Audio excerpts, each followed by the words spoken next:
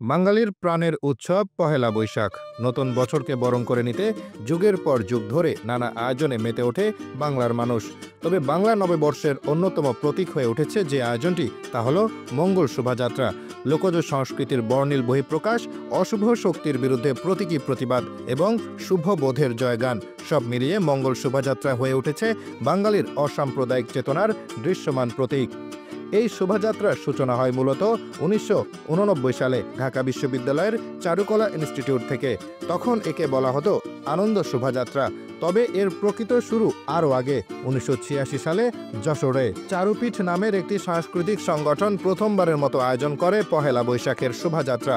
ছিল পাপেট, বাঘের প্রতিকৃতি, মুখোশ, বাদ্যযন্ত্রসহ নানা লোকজ উপকরণ। যশোরের সেই আয়োজন এতটাই সাড়া ফেলে যে তার অনুপ্রেরণায় ঢাকায় চারুকলার শিক্ষার্থীরা শুরু করেন নিজেদের আয়োজন।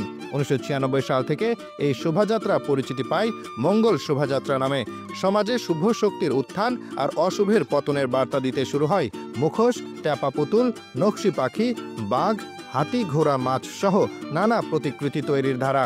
প্রতিটি প্রতিকৃতি কোনো না কোনো বার্তা বহন করে, কখনো প্রতিবাদ, কখনো ঐতিহ্য, কখনো আশাবাদ। তৎকালীন সামরিক শাসনের সময় ছিল এই আয়োজনের পেছনে আরেকটি বড় প্রেরণা।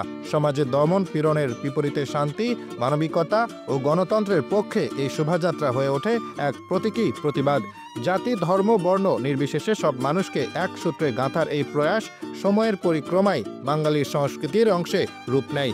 এই সংস্কৃতিমূলক আন্দোলন ২০১৬ সালে পায় আন্তর্জাতিক স্বীকৃতি।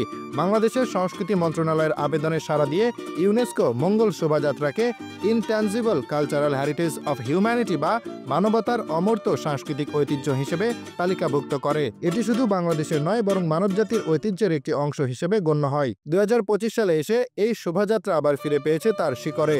নাম পরিবর্তন করে রাখা হয়েছে বর্ষবরণ আনন্দ শোভাযাত্রা। এবার প্রতিপাদ্য নববর্ষের ঐকতান, ফ্যাসিবাদের অবসান, যা অতীতের সেই প্রতিবাদী চেতনার সঙ্গেই এক গভীর সেতুবন্ধন তৈরি করে।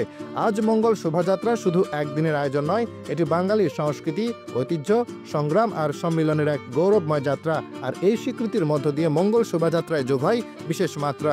বাঙালি সংস্কৃতি ছড়িয়ে পড়ে বিশ্বব্যাপী, হয়ে ওঠে বিশ্ব সংস্কৃতির অংশ।